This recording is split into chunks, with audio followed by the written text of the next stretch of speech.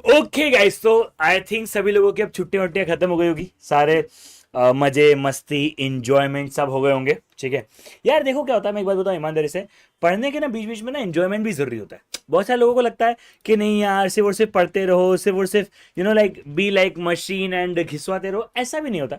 So you need some of as well, you need some relaxation as well. तो I hope पिछले 4-5 दिन में सारा का सारा रिलैक्सेशन, सारा का सारा ऑफ हो गया होगा।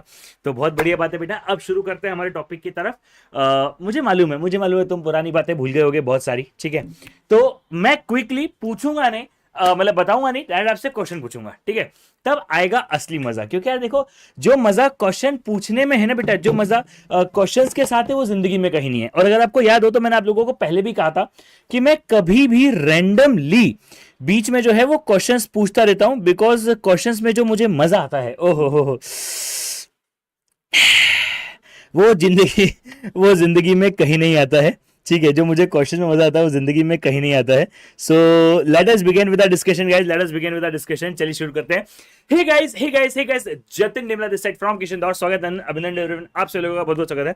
Late me again start with lot of questions, lot of questions. सबसे पहला question, who has defined socialist economy? चलिए, who has defined socialist economy? जल्दी। हाँ, who has defined socialist economy? चलिए sir, socialist economy is defined by, बेटा दोनों नाम बोलने हैं, Karl Marx and Friedrich Engels. ठीक है, दोनों नाम बोलने हैं, एक नाम नहीं बोलना है। क्वेश्चन पर्सपेक्टिव से, एग्जाम पर्सपेक्टिव से बात करूं तो बहुत ज्यादा कार्ल मार्क्स पूछा गया है, ऑप्शन में कार्ल मार्क्स ज्यादा देखा गया है। बट जरूरी नहीं है, आपको दोनों याद होने चाहिए, वो इंपॉर्टेंट है। ठीक है, next, who is the father of business economics? अरे सर, हाँ बेटा, वहां के भी क्वेश्चन होंगे। Who is the father of business economics? Sir, business economics के पिताजी कौन है? JD, JD. अच्छा, बिजनेस इकोनॉमिक्स के पिताजी कौन है सर? जॉयल डीन। ठीक है, जेडी बोले तो जॉयल डीन, याद है क्या सब लोगों को? हाँ सर, बिजनेस इकोनॉमिक्स के पिताजी हैं जॉयल डीन। चलिए सर का, जब हम प्रोडक्ट्स को कंज्यूम नहीं करते हैं बिकॉज बाकी लोग कंज्यूम कर रहे हैं, उसे क्या कहते हैं? We are not consuming the product, yeah, we are not demanding for the product because other peoples are demanding for it, is known as?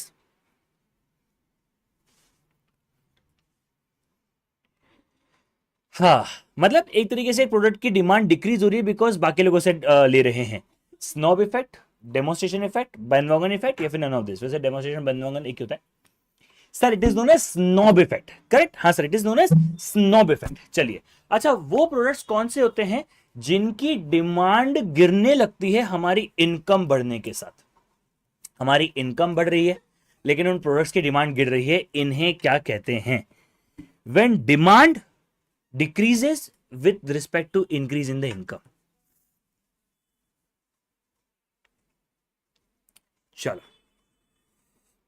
बहुत सिंपल। हाँ sir, it is known as inferior goods, inferior goods. ठीक है, अभी तक मैंने इस chapter के ऊपर ज्यादा क्वेश्चन नहीं पूछे, इसलिए मैं थोड़ा स्लो चल रहा हूं, ताकि आप लोग भी कलेक्ट कर पाओ, कमेंट कर पाओ, सब कुछ कर पाओ, है ना? Because I want everyone to comment. अगर आप कमेंट नहीं कर रहे हो तो वो प्रॉब्लम वाली बात है बेटा। ठीक है, वो प्रॉब्लम वाली बात है, तो भैया आपको कमेंट करना है। ठीक है, next. Okay, very good, very good, very good.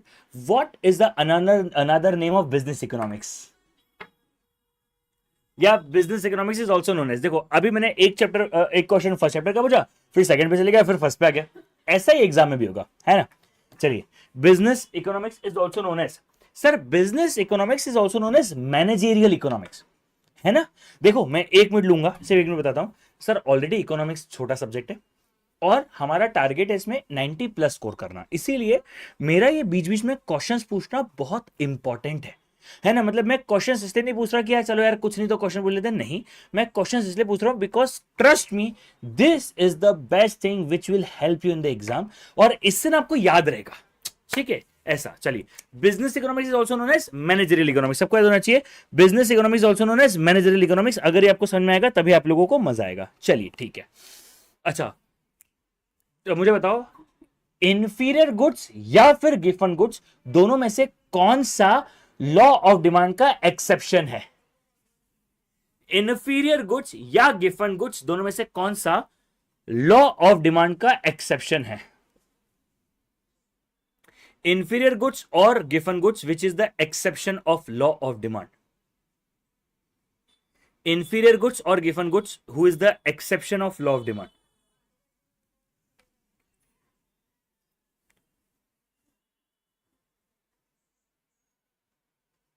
Inferior goods or given goods, which is the exception of law of demand? तो सरकार हम सब लोग जानते हैं given good is an exception of law of demand. सुनो ध्यान से, मैं आपको दोनों को समझा देता हूं। इंफीरियर गुड्स अभी अभी आपको बताया, हमारी इनकम बढ़ रही है लेकिन उनकी डिमांड घट रही है, पार्ले जी, ठीक है।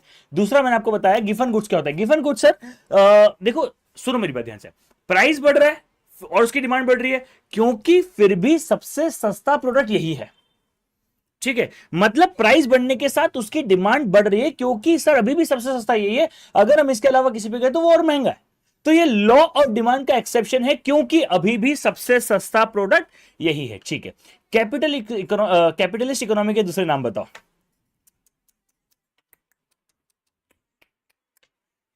कैपिटलिस्ट इकोनॉमी के दूसरे नाम बताओ।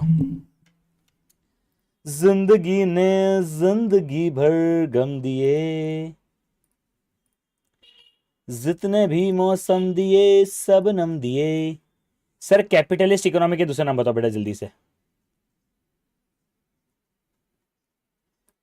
ओके सर, कैपिटलिस्ट इकोनॉमी का दूसरा नाम क्या है? सर कैपिटलिस्ट इकोनॉमी का दूसरा नाम है लेजिस फेयर इकोनॉमी और फ्री मार्केट इकोनॉमी। क्या था बेटा? लेजिस फेयर इकोनॉमी और फ्री मार्केट इकोनॉमी। ध्यान से लास्ट टाइम बोलेंगे, लेजिस फेयर इकोनॉमी और फ्री मार्केट इकोनॉमी, करेक्ट? हाँ सर। अच्छा, जैसे रेफ्रिजरेटर है तो वो क्या है? कॉन्सिपिशियस गुड्स है या कॉन्सिपिशियस नेसेसिटी है? रेफ्रिजरेटर इज कॉन्सिपिशियस गुड्स और कॉन्सिपिशियस नेसेसिटी। बताओ एक बार जल्दी से। सर वो क्या है? कॉन्सिपिशियस गुड्स है या कॉन्सिपिशियस नेसेसिटी है? Sir what is refrigerator? It is the best example for conspicuous goods और कॉन्सिपिशियस नेसेसिटी। बोलो बोलो, क्या वो पेड़ है? Sir it is conspicuous necessity, मतलब महंगा है लेकिन जरूरत है।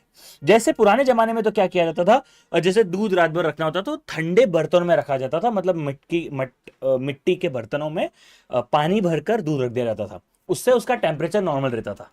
जैसे हम लोग अभी रेफ्रिजरेटर यूज करते हैं, पुराने जमाने में मिट्टी के बर्तन यूज किए जाते थे। जस्ट फॉर योर रेफरेंस, ऐसे ज्ञान के लिए बता रहा हूं। आजकल नए आर्किटेक्ट भी आ गए हैं जो पूरे के पूरे घर को ना बाहर से मिट्टी का रूप देते हैं, मतलब मिट्टी का रूप मतलब नॉट एग्जैक्टली मिट्टी का लुक, बहुत बहुत खूबसूरत लगता है वो। और वो भी जो होता है एसी वैसी यूज नहीं करता है वो भी। तो मतलब हमारे इंडियन साइंस कहो या इंडियन वे कहो, इस वे को यूज करके वो लोग यूज कर रहे हैं ऐसा, ठीक है? वैसा। चलिए, it is conspicuous necessity, correct. अच्छा मुझे बताओ, ये लॉ ऑफ डिमांड का एक्सेप्शन है या नहीं है?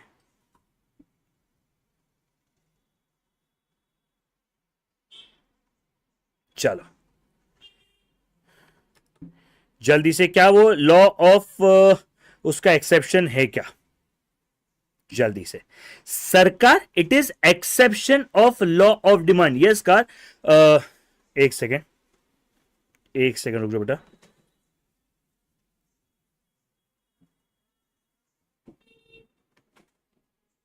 चलिए, yes it is exception of law of demand, it is known as exception of law of demand, क्योंकि सरकार महंगा है लेकिन हमारी जरूरत है, ठीक है सरकार। नेक्स्ट चीज बताओ बेटा। बिल्कुल बिल्कुल बिल्कुल। अच्छा, इकोनॉमिक क्या है? It is normative in approach और positive in approach? Normative in approach और पॉजिटिव इन अप्रोच। चलो, क्या होता है पॉजिटिव इन अप्रोच और normative in approach? Sir it is positive in approach और normative in approach. Sir it is normative in approach. पता है क्यों? क्योंकि बिजनेस गवर्नेंस में बात करता है व्हाट शुड बी। देखो क्या है इस पॉजिटिव अप्रोच, क्या होना चाहिए, it is a normative approach, ठीक है सर। इससे क्या होता है, बेसिकली क्या हुआ आप समझने की कोशिश करोगे तो नॉर्मेटिव इन अप्रोच का मतलब क्या हो गया सर? नॉर्मेटिव इन अप्रोच का मतलब हो गया कि यार हम लोग क्या बात करें, यार क्या होना चाहिए, क्या हो सकता है, क्या ज्यादा बेहतर है। So we all are having a constructive discussion. Now when we are having a constructive discussion, it is good for the economy, it is good for the business, it is good for everyone, ठीक है? Yes सरकार, बहुत ही बढ़िया बात है क्या? हाँ sir. चलिए, okay. Law of demand is given by, law of demand is given by Adam Smith, Joel Dean, Adam Smith, Joel Dean, Alfred Marshall, Hicks and Allen, Karl Marx, Frederick Engels. Sir it is given by Alfred Marshall. क्या सब लोगों को पता है क्या? हाँ sir, it is given by Alfred Marshall. Sir क्या बात करता है? अल्फ्रेड मार्शल साहब ने इसके बारे में कहा था। सो अल्फ्रेड मार्शल साहब हैज गिवन दिस। ठीक है, चलो। The demand curve can be, demand curve क्या क्या हो सकता है? It can be a linear curve, it can be a non linear curve, it can be a curvilinear curve, it can be all, it can be none. चलिए, demand curve कैसा हो सकता है? सर लीनियर हो सकता है, non linear हो सकता है, कर्व लीनियर हो सकता है, तीनों हो सकता है, तीनों ही नहीं हो सकता है। ये ना मैंने आपको जब पढ़ाया था तब आपको स्पेसिफिकली कहा था कि ये मजेदार क्वेश्चन है, आना चाहिए। तो डिमांड कर्व कैसा होता है? Linear, non linear, curvilinear, कैसा? Sir it is a sir demand curve sir तीनों हो सकता है। It could be non linear, it could be linear, it could be curvilinear. ठीक है, कर्व भी बना सकता है। लेकिन अब मेरा नेक्स्ट क्वेश्चन है इसी के अंदर। सबसे पहले क्या पूछा? डिमांड कर्व क्या हो सकता है? तो कर्व लीनियर भी हो सकता है, लीनियर भी हो सकता है, नॉन लीनियर भी हो सकता है, तीनों हो सकता है, इसमें कोई डाउट नहीं है। अब मेरा नेक्स्ट क्वेश्चन है, डिमांड कर्व जो होता है कौन सा नॉन लीनियर, लीनियर या कर्व लीनियर में से कौन सा एनालिसिस के लिए ज्यादा अच्छा होता है? कौन सा एनालिसिस के लिए अच्छा होता है? लीनियर अच्छा होता है, नॉन लीनियर अच्छा होता है, कर्व लीनियर अच्छा होता है? Sir for the analysis of the quantity demand हमारे लिए कौन सा ज्यादा अच्छा होता है? किसको हम अच्छा मान रहे हैं? हम अच्छे हैं तो क्या हुआ, बड़े गंदे हैं, हम तेरे तेरे तेरे चाहने वाले हैं। सर कौन सा? ओ भैया जी, बच्चा बच्चा जानता है कौन सा होता है। सर एनालिसिस के लिए हमेशा ध्यान रखना, सरकार एनालिसिस के लिए हमेशा ध्यान रखना कौन सा अच्छा होता है। Sir always remember linear is good for the analysis. ठीक है, चलिए। Sir slope of demand curve को कैसे रिप्रेजेंट करते हैं? The slope of demand curve कैसे डिनोट होता है? ये डिफिकल्ट क्वेश्चन है। ये उन्हीं बच्चों को ध्यान में होगा जिन्होंने पढ़ा होगा। और मैं आज ये बताना चाहता हूं, पढ़ लो गधों, पढ़ लो, बेशरम। चलिए, the slope of demand curve is denotes as,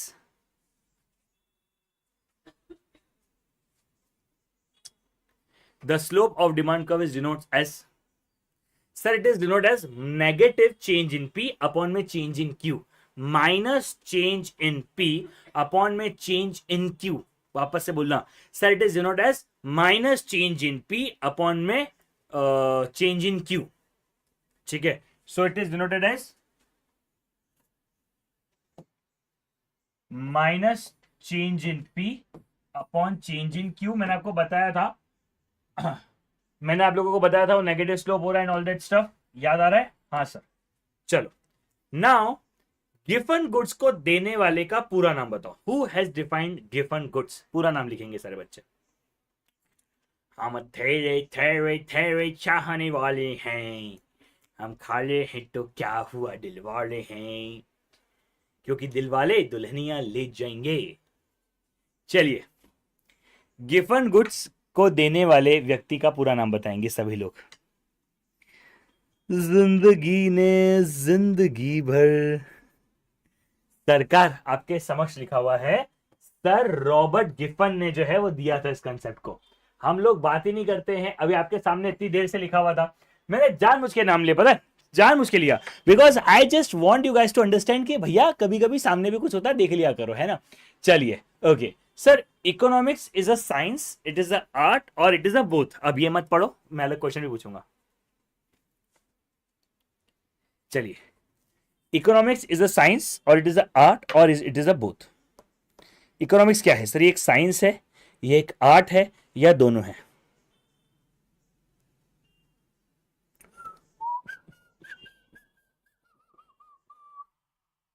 sir economics is a science, it is a art और it is a both. Always remember it is both. लेकिन लेकिन सर आज सिर्फ क्वेश्चंस होंगे? यस, आज सिर्फ क्वेश्चंस होंगे, आज मैं नहीं पढ़ा रहा। क्यों? क्योंकि पढ़ना जरूरी नहीं है, पढ़ने के साथ समझना जरूरी है, पढ़ने के साथ याद करना जरूरी है। अगर आप लोगों ने पढ़ाई नहीं करी तो मैं आपको समझाना चाहता हूं कि पढ़ लो। सर आप आपकी बुक की पीडीएफ टेलीग्राम पर शेयर कर दो। मैं आज ही के दिन अभी मतलब ठीक है, अभी के दिन रिकॉर्डिंग कर रहा हूं दिन में 2 बजे, जब आप ये वीडियो देख रहे हो। तो मैं एक काम कर रहा हूं, हाथों हाथ ये अभी मेरे टेलीग्राम पर शेयर कर रहा हूं। चैप्टर 2 को मैं अभी शेयर कर रहा हूं, चैप्टर 2 यूनिट 1 को मैंने मेरे टेलीग्राम पर डाल दिया। इससे क्या हुआ बेटा, अब पढ़ लो। ठीक है, वैसे तो तुम आलसी हो, है ना, लेकिन जब तक मैं एक बात बताऊं ईमानदारी से, सरकार क्वेश्चन से ज्यादा इंपॉर्टेंट कुछ नहीं होता। ये बात ध्यान रखना पड़ेगा आपको, क्वेश्चन से ज्यादा इंपॉर्टेंट कुछ नहीं होता, क्वेश्चन याद होना बहुत जरूरी है। चलिए अगली बात, मतलब मैं एक बात बता रहा हूं, इकोनॉमिक्स सबको पढ़ने में अच्छा लगता है, समझने में आसान है, सब कुछ सही है, लेकिन जब तक याद नहीं करोगे तब तक कुछ नहीं होगा। ठीक है, इसीलिए मेरे बीच बीच के सेशन फुल सेशन, आज का 30 मिनट का सेशन लूंगा, लेकिन पूरे के पूरे सेशन एमसीक्यू के ऊपर बेस्ड होते हैं। इससे आपको याद आता है कि आपने कितना पढ़ा है, कितना नहीं पढ़ा, आपको कितना आता है, कितना नहीं आता है। This will help you a lot. मतलब किसी को लगेगा कि यार सर क्या फर्क पड़ता है, लेकिन बहुत फर्क पड़ता है। ठीक है, अगली बात बढ़ते हैं, मतलब सिर्फ एक सेकेंड। फेल होने से पहले, यानी जब आप पहला अटेम्प्ट देते हो, तब तक आपको समझ नहीं आता कि इन क्वेश्चंस की वैल्यू क्या है। लेकिन जब बच्चा एक फेल हो जाता है और जब वो रिपीटर होता है, तब उसे पता पड़ता है कि सर आप एक क्वेश्चंस क्यों पूछते। मैं जब फास्ट ट्रैक लेता हूं ना, मेरे फास्ट ट्रैक में इकोनॉमिक्स के कोर्स में, अगर मैं आपको ईमानदारी से बताऊं, तो अगर मान लो मैं 60 घंटे पढ़ाता हूं, तो 60 में से ईमानदारी से बता रहा हूं 30 से 35 घंटे पढ़ाता हूं, बाकी 25 घंटे सिर्फ क्वेश्चन करता हूं। ऐसे ही मेरे बीच बीच के पूरे सेशन सिर्फ क्वेश्चंस के ऊपर बेस्ड होते हैं, सिर्फ क्वेश्चंस के ऊपर। यानी प्लीज एक बात कह रहा हूं, क्वेश्चंस जितने ज्यादा करोगे उतना अच्छा है। हर एजुकेटर चल जाता है टेस्ट दो टेस्ट दो टेस्ट दो टेस्ट दो, ये टेस्ट ही तो है बेटा, सरप्राइज टेस्ट। ठीक है, नेक्स्ट चलिए, मेरा उसी से कनेक्टिविटी क्वेश्चन था। Yes, economics is both, it is science as well as it is arts, correct. लेकिन बॉडी ऑफ नॉलेज क्या होता है, इट इज साइंस और it is arts. When we talk about the body of knowledge economics के अंदर, business economics के अंदर, तो हम किसकी बात कर रहे हैं, हम साइंस की बात कर रहे हैं, हम आर्ट्स की बात कर रहे हैं। जब हम बात कर रहे हैं बॉडी ऑफ नॉलेज की, सरकार जब हम बात कर रहे हैं बॉडी ऑफ नॉलेज की, सो आप ये बात ध्यान रखिएगा, body of knowledge is always about science and practical implementation is about arts. Always always always remember, जब अपन बात कर रहे हैं बॉडी ऑफ नॉलेज की, जब हम बात कर रहे हैं बॉडी ऑफ नॉलेज की, that means it is science. And जब हम बात कर रहे हैं प्रैक्टिकल इंप्लीमेंटेशन की, then it is arts. Very simple है क्या? हाँ sir, it is very very very simple. चलिए कर आगे बढ़ते हैं। हाँ, अरे मैं कहां जा रहा हूं दिमाग में। डिमांड इज अ फ्लो और इट इज स्टॉक। डिमांड क्या है, एक फ्लो है या एक स्टॉक है? Sir demand is always a flow. ठीक है, demand is always a flow, है ना, ये बात ध्यान रखिएगा, आपको बहुत ज्यादा समझ में आएगा कि डिमांड जो है वो ऑलवेज एक फ्लो है। चलिए नेक्स्ट क्वेश्चन मुझे बताइएगा। ठीक है sir, demand, quantity demand is always express at given. तो क्वांटिटी डिमांड जो है वो हमेशा किसके ऊपर डिपेंडेंट है? एक तरीके से आप ये मान लो, किसके ऊपर डिपेंडेंट है, किसके ऊपर गिवन है, ये बताओ। क्वांटिटी डिमांडेड किसके ऊपर डिपेंडेंट है? सर हमेशा याद रखना, क्वांटिटी डिमांडेड जो है वो हमेशा हमेशा हमेशा किसके ऊपर डिपेंडेंट है सर? वो हमेशा हमेशा हमेशा डिपेंडेंट है प्राइस के ऊपर। यानी डिमांड की जब बात होती है तब प्राइस की बात होना कंपलसरी है। डिमांड के साथ बिना प्राइस के हम बात ही नहीं कर सकते। ठीक है sir, next question. When we are talking about the national income, national employment, national unemployment, national tax rate, हम क्या बात कर रहे हैं? हम बात कर रहे हैं माइक्रो की, हम बात कर रहे हैं मैक्रो की।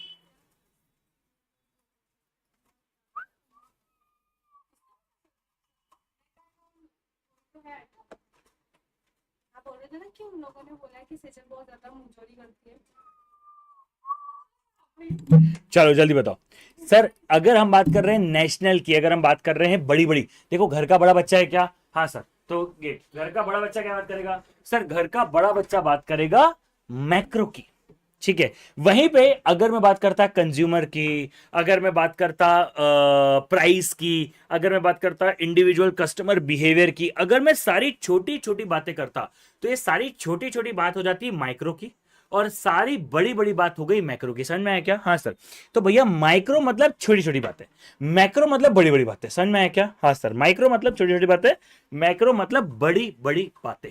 ठीक है, पैसा है तो बड़ी बड़ी बड़ी बड़ी बातें, वैसा ही वाला। ठीक है तो मैक्रो है तो बड़ी बड़ी बड़ी बड़ी बातें। चलो next next next next next. हाँ, when one product is directly related or associated with another product, then it is known as. When one product is directly related or associated with another product, then it is known as. When one product is directly related or associated with another product, then it is known as.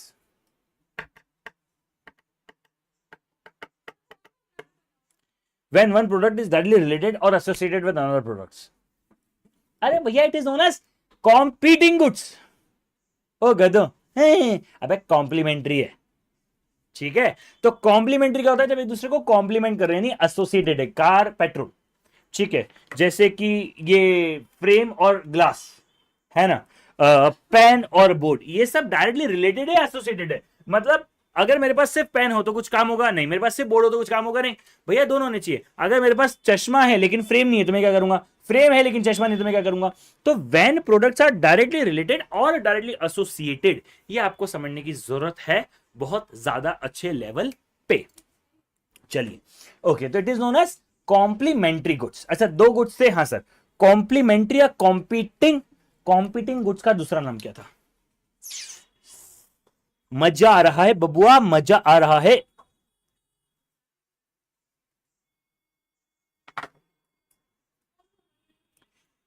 Competing goods का दूसरा नाम क्या है? जल्दी sir, competing goods का अच्छा, कल हम लोग बहुत आगे बढ़ जाएंगे इस चैप्टर को लेकर, क्योंकि हमारा कुछ ज्यादा नहीं बचा है। मैं आपको इसे बता रहा हूं, ठीक है, जब तक आप लोग करो। देखो भैया, कल हमारा जो है एक्सपांशन एंड कॉन्ट्रैक्शन हो जाएगा, बहुत इजी है। इंक्रीज डिक्रीज हो जाएगा कि क्यों बढ़ता है क्यों घटता है। फिर हमारा ये मूवमेंट हो गया, ठीक है। इसके बाद ये हमारा पूरा हमने पढ़ लिया। फिर हमारा मूवमेंट हो जाएगा। मूवमेंट्स के बाद हमारा इलास्टिसिटी ऑफ डिमांड कल चालू हो जाएगा। मैं कोशिश करूंगा इलास्टिसिटी ऑफ डिमांड को चालू कर दूं। असली क्वेश्चंस इस पूरे चैप्टर में यहां से चालू होंगे, ठीक है। इलास्टिसिटी ऑफ डिमांड से न्यूमेरिकल क्वेश्चंस चालू रहेंगे। एंड इलास्टिसिटी ऑफ डिमांड एक बार समझना होता है, बाद में टाइम नहीं लगता। तो आप मान के चलो कि इस वीक के अंदर हम लोग यूनिट 1 खत्म कर देंगे। ये यूनिट 1 हमारी खत्म हो जाएगी। यूनिट 2 3 भी छोटा है। इंपॉर्टेंट बात सिर्फ एक है, मैं आपको सिर्फ एक ही चीज हाईलाइट करना चाहूंगा यहां पर। मैं आज इसलिए रुके कर रहा हूं क्योंकि कल से जो मैं पढ़ाऊंगा वो एग्जाम पॉइंट ऑफ व्यू से अलग हो जाएगा। थोड़ा न्यूमेरिकल आ जाएंगे, सब कुछ आ जाएंगे। तो भैया यहां तक का हाथ जोड़ के विनती है, पूरा रिवाइज कर लेना। चलिए sir, competing goods is known as substitute goods. वापस बोलेंगे, competing goods is known as substitute goods. Competing goods is known as substitute goods. Yes सरकार। तो competing goods को क्या कहते हैं sir? Competing goods is also known as substitute goods. Yes सरकार। तो अब competing हो गया, हाँ, उसका हो गया substitute। मतलब क्या है? मतलब alternative। When one product has 100% alternative या alternative of the another product। कैसे? कोको कोला क्या हो गया? पेप्सी। अब यहां पर मोटा भाई एक और कंपनी लेके आ गया जिसको बोलते हैं कैंपा कोला। पता नहीं पता है? ये देखो, ठीक है, ये देखो। तो now there is one more product जिसका नाम है कैंपा कोला। तो अब आप जो है कोको कोला भी बोलोगे, हाँ सर। फिर आप कोको कोला के साथ पेप्सी बोलोगे, हाँ, उसके साथ कैंपा कोला भी बोलोगे। सो ये तीनों क्या है? ये तीनों कॉम्पीटिंग गुड्स से लड़ मर रहे हैं आप एक दूसरे से। So all this are known as competing goods, ठीक है, यानी सब्स्टिट्यूट गुड्स। ये बात ध्यान रखना, बहुत सारे बच्चों को समझ में नहीं आता। कॉम्पीटिंग एंड कॉम्प्लीमेंट्री में अलग अलग फर्क होता है। चलिए अच्छा, मुझे बताना, विच among the following is not exception of law of demand. Which among the following is not, इनमें से कौन सी चीज एक्सेप्शन नहीं है लॉ ऑफ डिमांड का? गिवन गुड्स, ध्यान से सुनना, बार बार रिपीट नहीं कर पाऊंगा। विच among the following is not exception of law of demand, मतलब इनमें से कौन सा गुड्स लॉ ऑफ डिमांड का एक्सेप्शन नहीं है? Given goods, future expectation about the price, incomplete information, या फिर स्पेक्युलेटिव गुड्स, या फिर none of this. Which among the following is not, इनमें से कौन सा लॉ ऑफ डिमांड का एक्सेप्शन नहीं है? Given goods, future expectation, incomplete information, speculative या फिर नन ऑफ दिस। इनमें से कौन सा गुड जो है वो लॉ ऑफ डिमांड का एक्सेप्शन नहीं है? पंखिड़ा हो थप्पड़ खा, थप्पड़ खा, हो थप्पड़ खा। चलो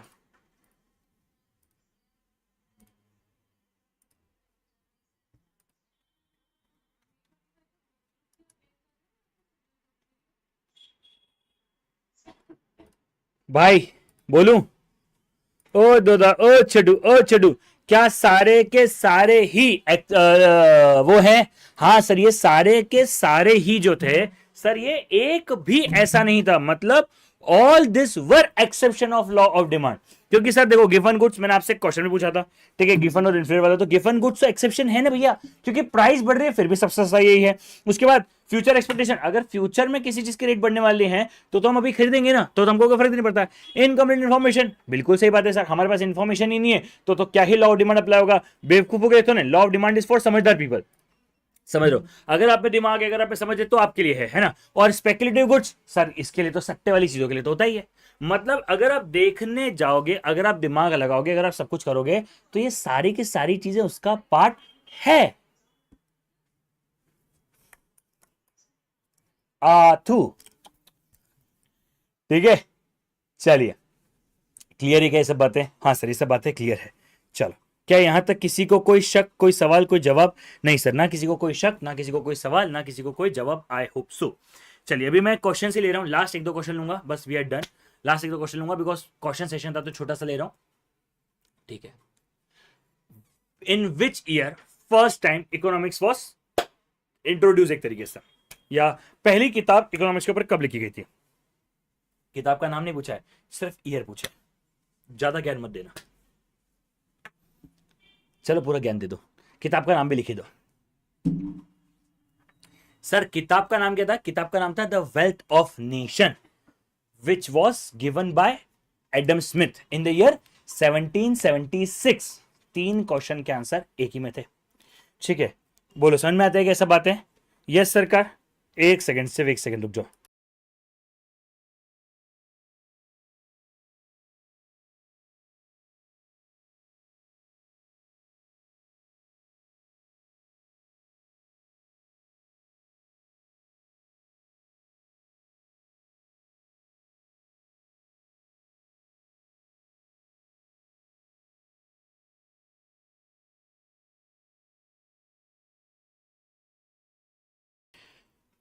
यस सरकार, तो भैया कौन सी बुक थी sir? The wealth of nation.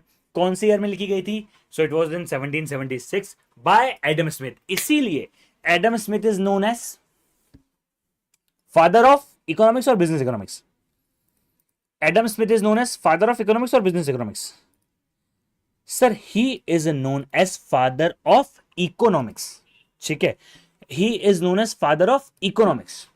समझ में आया क्या? क्योंकि बिजनेस इकोनॉमिक्स तो जेडी है ना बेटा, ठीक है, बिजनेस इकोनॉमिक्स तो जेडी है, तो वो तो एक अलग कहानी हो गई, ये एक अलग कहानी हो गई, दोनों अलग अलग आदमी है। थोड़ा कंफ्यूजन में नहीं होना चाहिए कभी भी इंसान को, ठीक है। दोनों अलग अलग कहानी है क्या? हाँ सर, दोनों अलग अलग कहानी है। नेक्स्ट चीज की तरफ आगे बढ़ते हैं, ठीक है, वेरी गुड, मतलब थोड़ा थोड़ा दिमाग खुला होगा। I hope, I am just assuming, हाँ आई एम जस्ट अज्यूमिंग। चलिए, coexistence of both public and private economy, public and private economy is exist in which economy? Coexistence of both private economy and public economy दोनों कौन सी economy में होते हैं?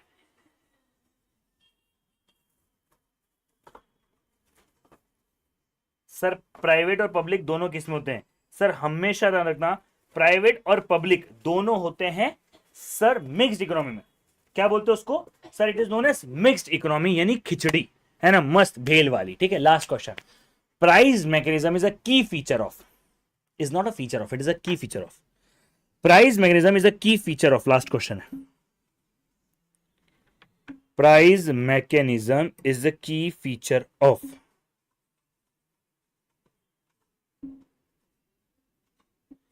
सरकार, price mechanism is a key feature of, price mechanism is a key feature of capitalist market, ठीक है। Price mechanism is a key feature of capitalist market. क्या सबको क्लियर है बात? हाँ sir, price magnetism is a key feature of capitalist market. क्या सबके दिमाग में आती है? हाँ चलो, आज के लिए छोटा ही सा मैंने छोटी क्लास रखी है क्योंकि क्वेश्चंस रखे हैं। आई एम अज्यूमिंग, क्योंकि मैं अजम्पशन नहीं कर सकता हूं कि आप कल पढ़ के आएंगे। कल से हमारे चैप्टर स्पीड पकड़ेगा बिकॉज एक क्वेश्चन सेशंस की जरूरत पड़ती है जो आज हो गया है। सो आई एम अज्यूमिंग कि कल से मैं इस क्वेश्चन में थोड़ी सी स्पीड पकड़ूंगा इस चैप्टर को लेकर, एंड आई एम होपिंग कि आप सब लोग पढ़ के आओगे। ठीक है, चलिए आज कितना रखता है, I think that's all. Thank you so much, bye bye, take care, see you guys, मिलते चलो, बाय बाय गाइस, बाय।